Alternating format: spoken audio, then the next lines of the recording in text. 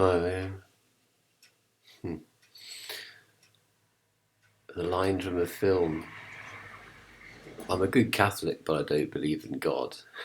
I love that. And then I was remembering my time in St Anne's Mental Hospital, which is in Bournemouth, Dorset, England. And you can go and look it up.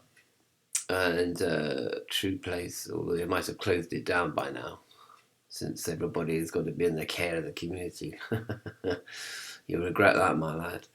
Anyway, because we had this fire. Well, somebody hit the fire alarm, and you can imagine sort of shepherding, I don't know, 30 inmates, 30 patients, or what does it call them? 30 users, client users, or whatever they're called, service users, 30 service users into one room whilst they went around looking for the fire, which turned out to be non-existent, of course. But a fire drill's a fire drill. And anyway, they got this one woman, and she started screaming, and she would not stop screaming. She just wouldn't, And the woman next to her, and she had this teddy that she was hugging. And the woman said to her, now Teddy doesn't want you to go on screaming. Teddy would want you to stop screaming. And it suddenly struck me then, about religion, about basically this God is a bit like Teddy. This God is a fictitious creature that is invented in order for you to say, now Jesus or God wouldn't want you to do that, whatever that is, which is disturbing the peace.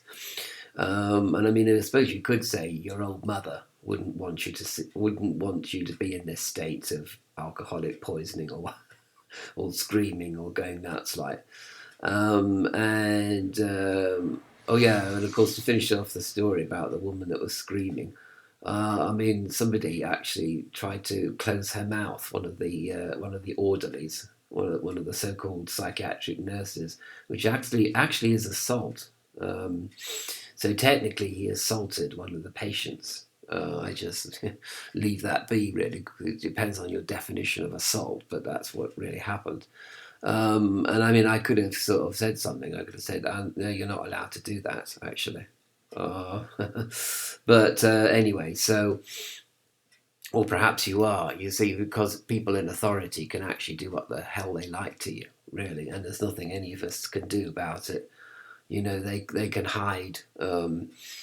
They've got these stealth helicopters which can hide behind a hedge. You don't even know they're there, and they're either spying on you or preparing to shoot you down. Like a dog, basically, because they think you're wearing an explosive vest. You know what I mean? So, just what can you do? Nothing you can do but laugh about it, really. Anyway, the other thing that I'm sort of drawing all these sort of threads together. So it's basically in order to say, in order to keep people good, they have invented religion and God wouldn't want you to be naughty, and that's what religion is really about. But God is just there to put in front of this verb would. Like your old mother wouldn't want you to be in this state. She wouldn't want to see you in prison or whatever. Or your auntie Sally or whatever. But God is more universal. You can say that to everybody. Now, God wouldn't want you to be like this, and Jesus wouldn't want you to be like thinking about suicide. Which is what I often think about, really. And who wouldn't, being in this prison cell of the soul? So that was what it. So, and if you took away God, if you took away religion, what it is, you see, is that you could go down the street, stabbing people at random or shooting people from a high place, and because God doesn't exist, so God doesn't, the universe wouldn't mind that if you did that. and religion wouldn't mind, because there is no religion. No point in having religion if there isn't a God. So if there isn't a God, basically we can do whatever we like. And it really doesn't matter, because if death is at the end of the road, it doesn't matter whether you go down fighting and people remember you for being a vicious killer, or whether you really, oh, he's such a lovely man, or he's such a lovely man. You're a lovely man, you still die. Or you're a vicious killer and you still die. So without the promise of an afterlife, without there being a God who wouldn't want you to be a vicious killer, but would want you to be, oh, we're such a nice man. Oh, he was a lovely man, wasn't he? Was he a lovely man? You wouldn't bother. But what you would say to the society is, give me a job, give me dignity,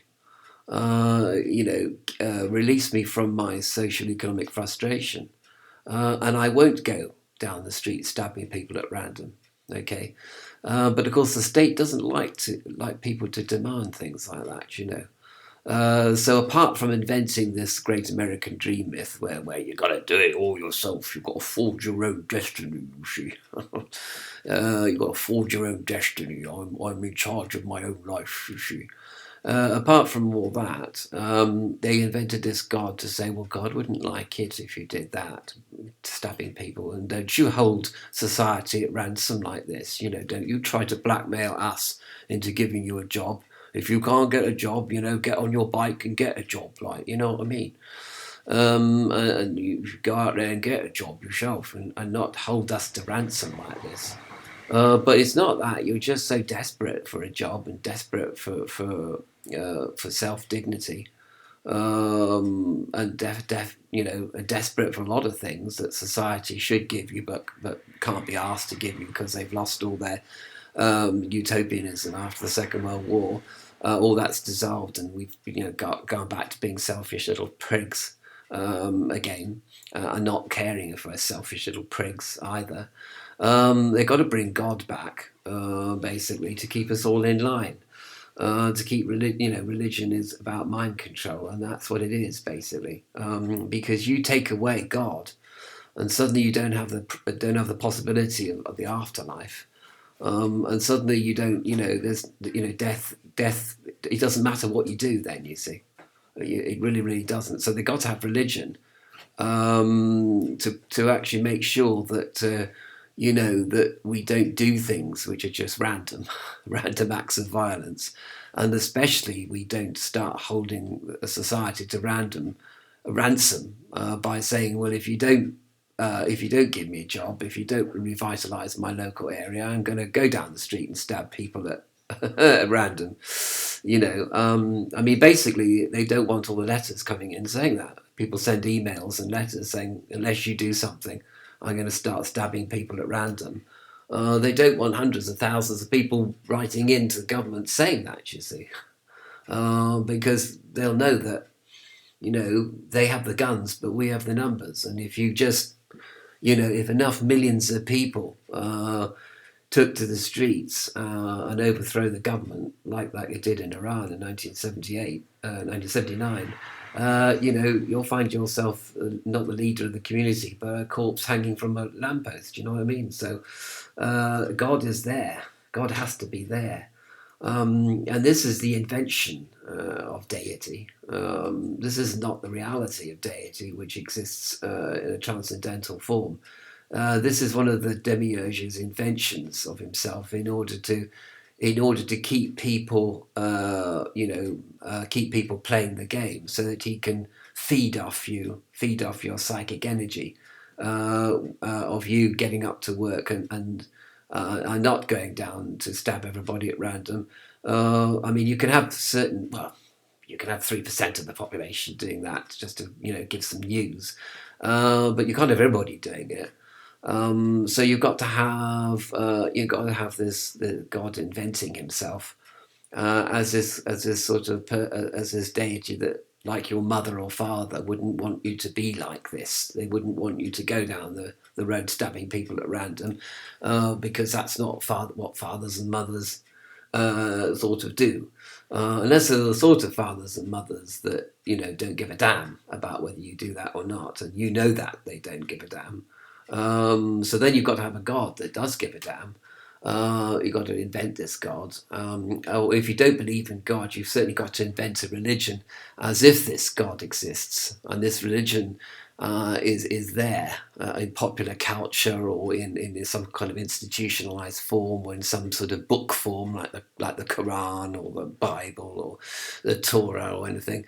And the idea is to stop people, getting above their station and start demanding jobs and demanding welfare and demanding dignity in their lives, instead of being ground into dust by the corporations, you see. And if it isn't a formal religion, then it's got to be some sort of populist religion, some kind of gobbledygook religion, some kind of religion based on psychism, or some kind of toshosophy that's going around. So I'm pretty hard-headed when it comes to religion. I stick a big finger up in the air at it, actually, in a Marxist kind of way. Not that Marxism has got got very much of the solutions to the problems. I mean, I'm not saying that any political system actually has. They're all bloody well flawed in some way, because this is the lower worlds. This is the Demiurge. You're not going to have a perfect political system. They're all going to be flawed. They're all going to be corrupt, corruptible and corrupting. Do you know what I mean? So, so the whole thing is stacked against us from the beginning. But I just think let's either accept the hypocrisy of religion and just occasionally laugh at it like I'm doing now, or get rid of the hypocrisy altogether. But then you're going to have a lot more random stabbings and random shootings if you do that.